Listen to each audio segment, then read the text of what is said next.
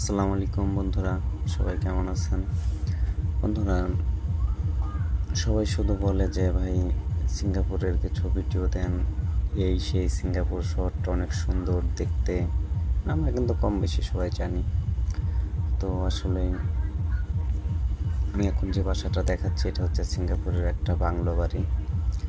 আমরা সবাই সাধারণত জানি যে একটু মধ্যবিত্ত যারা, তারাই হচ্ছে আসলে এরকম বাড়িতে থাকে। আসলে সিঙ্গাপুরের জন্য পুরোটা ডিফারেন্ট। এর একটা বাংলো বাড়ি সরকার থেকে নিতে অনেক টাকা পে করতে হয়।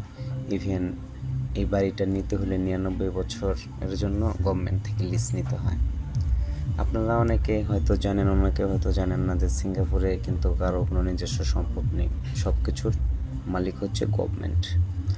তো এরকম একটা বাড়ি করতে হলে অনেক টাকা গুনতে হয়, এবং যারা সিঙ্গাপুরের মধ্যবিত্ত তাদেরকে সিঙ্গাপুর সরকার বাড়ি করে দেয় এবং সেখানে থাকার সুযোগ করে দেয়, এবং সেখানে থাকতে হলে তাদেরকে মাসে মাসে বাসা ভাড়া দিতে হয়।